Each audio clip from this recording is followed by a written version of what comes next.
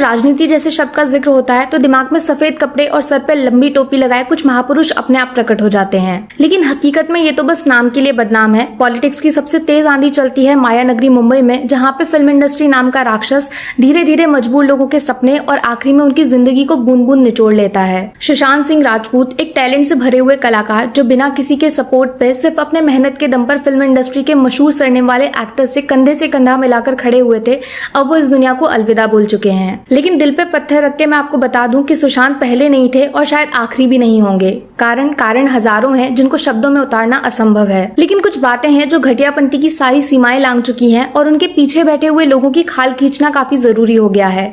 वक्त आ गया है कुछ लोगों के चेहरों के ऊपर से नकाब उतारे जाएं और उनको आईना दिखाया जाए। आज इस वीडियो में आपके सामने 10 ऐसे पॉइंट्स रखने वाली हूँ जो ये बात साबित कर देंगे कि बाहर से हीरे की तरह चमकने वाली फिल्म इंडस्ट्री हकीकत में कीचड़ से भरा हुआ एक दलदल है जो मासूम लोगों को अपनी तरफ खींचकर खुद उनको अपनी जान का दुश्मन बना देता है। पहला रीजन है नेपोटिज्म, जिसने हमारे देश में सिनेमा की जमीन को खोखला कर दिया है और टैलेंट से भरे हुए एक्टर्स के मुंह पर तमाचा मारकर उनको उस सक्सेस से दूर कर दिया है जिसके लिए वो सालों साल एड़ियां घिसकर मेहनत करते हैं। जरा सोचकर देखिए, आप पढ़ाई में बहुत तेज हैं और कंधे पे किताबों से भरा हुआ एक बैग लेकर पूरे साल स्कूल जाते हो, लेकिन एग्जाम के टाइम पर टीचर जानबूझकर आपको बिना पेपर दिए ही वापस घर भेज दे और अपने खुद के बेटे को बिना एक शब्द लिखे ही क्लास में सबसे ज्यादा नंबर बांट दे तो आपको कैसा लगेगा। ठीक वैसे ही फिल्म इंडस्ट्री में कुछ एक्टर्स को नई नई फिल्में थाली में सजाकर परोस दी जाती हैं, तो वहीं दूसरे को ऑडिशन तक देने का मौका नहीं मिलता।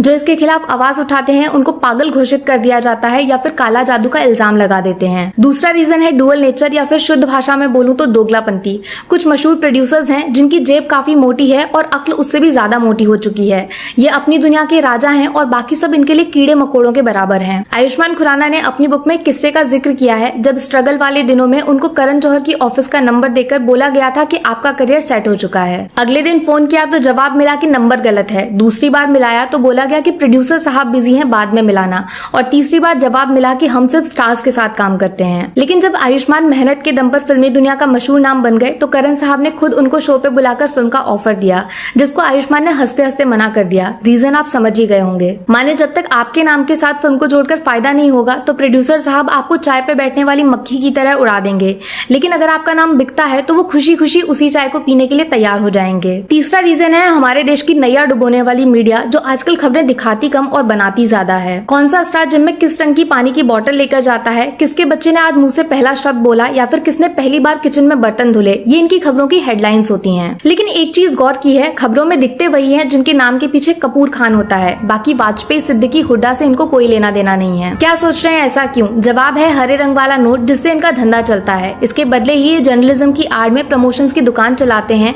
और कुछ मामूली एक्टर्स को लोगों के बीच में भगवान बना देते हैं। चौथा रीजन है कनेक्शंस यानी चमचागिरी, जिसके सहारे फिल्मों में एंट्री करने के नए नए रास्ते तलाशने की कोशिश की जाती है। फर्क बस इतना है कि अगर आप किसी एक्टर के बेटे हैं तो आपको इज्जत के साथ ऑफिस में बिठाकर कहानी सुनाई जाती है, लेकिन अगर आप बाहर वाले हैं और फिल्मों में काम करना है तो पहले बंद कमरे के अंदर आपको इशारों पे नचाया जाएगा, जिसमें शरीर और दिमाग दोनों को नोच लिया जाता है। फिर भी अगर आप आवाज उठाने की हिम्मत दिखाते हैं और गलत को पूरी दुनिया के सामने लेकर जाते हैं तो आपका करियर हमेशा हमेशा के लिए खत्म हो जाएगा और फिल्म इंडस्ट्री से आपको छुआछूत की बीमारी समझकर बाहर फेंक दिया जाएगा। पांचवा रीजन है अवार्ड्स, जिसको किसी भी एक्टर की फिल्म इंडस्ट्री में सफलता नापने का हथियार माना जाता है, लेकिन हकीकत में ये किसी धंधे से कम नहीं है। पूरा प्रोसेस आपको आसान शब्दों में समझाती हूँ। देखो, अवार्ड शोज कराने वाला एक स्पॉन्सर होता है जो अपनी फिल्म से जुड़े हुए लोगों को मुफ्त में अवार्ड्स बांटता है। जजेस भी वही होते हैं जो उस फिल्म के साथ जुड़े हुए हैं। माने फिल्म फेयर अमेजोन ने कराया तो गली बॉय को 13 अवार्ड्स मिल गए। सीक्रेट आप जानते ही हैं। दूसरी कलाकारी है अपने मन से बनावटी कैटेगरी बनाकर स्टार किड्स के हाथों में चमचमाती ट्रॉफी पकड़ाना, जिसके साथ सेल्फी खींचकर ये इंस्टाग्राम पे अपलोड कर देंगे। बच्चे नाराज हो गए तो कल को फिल्मों में काम कौन करेगा? जरा इनसे पूछिए, सुशांत ने जो कारनामा MS धोनी बनकर पर्दे पर दिखाया था उसके बदले में उनको एक अवार्ड तक नहीं दिया जा सकता था?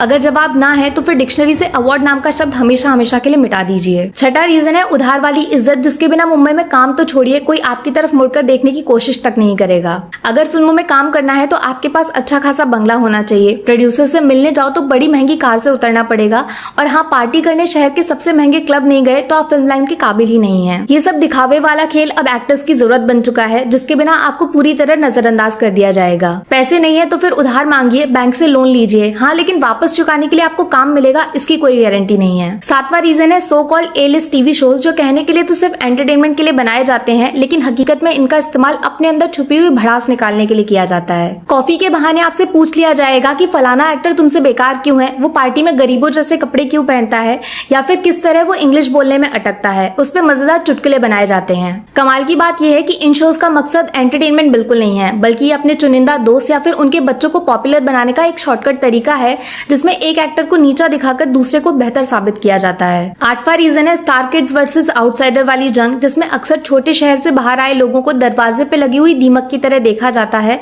और फिल्में तो छोड़िए, कोई उनसे हेलो हाय करना भी खुद की बेइज्जती समझता है। सोचिए जब रवीना टंडन जैसी पॉपुलर एक्ट्रेस खुलकर इस बात का जिक्र करें कि किस तरह अजीबोगरीब नामों से बुलाकर उनका मजाक उड़ाया जाता था। बीच में ही उनको किसी भी फिल्म से निकाल दिया जाना या फिर झूठ खबर चला के उनकी पर्सनल इमेज खराब करना, तो फिर छोटे एक्टर्स कैसे नर्क से गुजरते होंगे। यकीन मानिए आउटसाइडर्स को एक खिलौने की तरह समझा जाता है, जिनको आसमान तक के सपने दिखाए जाते हैं और कम पैसों में फिल्में करवा के अपना काम निकाला जाता है। उसके बाद उनका फोन उठाना बंद कर दिया जाएगा, ऑफिस में नो एंट्री का बोर्ड लगा देंगे, फिर ये ट्वीट करके पूछते हैं कि आखिर डिप्रेशन हुआ कैसे, एक बार बताया तो होता, थोड़ी शर्म करिए, कम से कम इंसानियत के खातिर मुंह बंद कर लीजिए। 9वां रीजन जुड़ा हुआ है फिल्मी करियर के फ्यूचर यानी भविष्य को लेकर। एक ऐसा सवाल जो हर उस इंसान को अंदर से नोचता रहता है, जिसकी पूरी जिंदगी फिल्मों से कमाए गए पैसों पे टिकी हुई है, ना कि दादा परदादा की तिजोरी पे। अगर आपके नाम के पीछे मशहूर सरनेम नहीं लगा हुआ है तो हर दूसरी फिल्म में आपको अपना टैलेंट साबित करना पड़ेगा। अगर एक भी फिल्म फ्लॉप हो गई तो आपके करियर पे फुल स्टॉप लग जाएगा, टीवी के एड तक में 1 सेकंड का रोल नसीब नहीं होगा।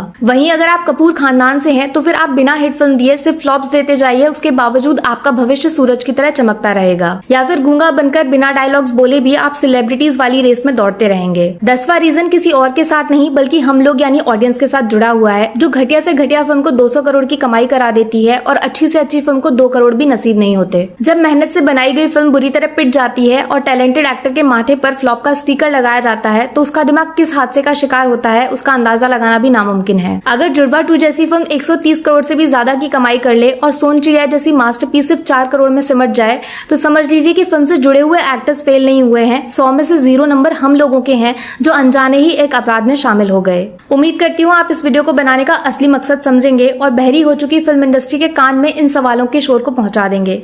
बस इसके अलावा मैं कुछ और नहीं बोलना चाहती।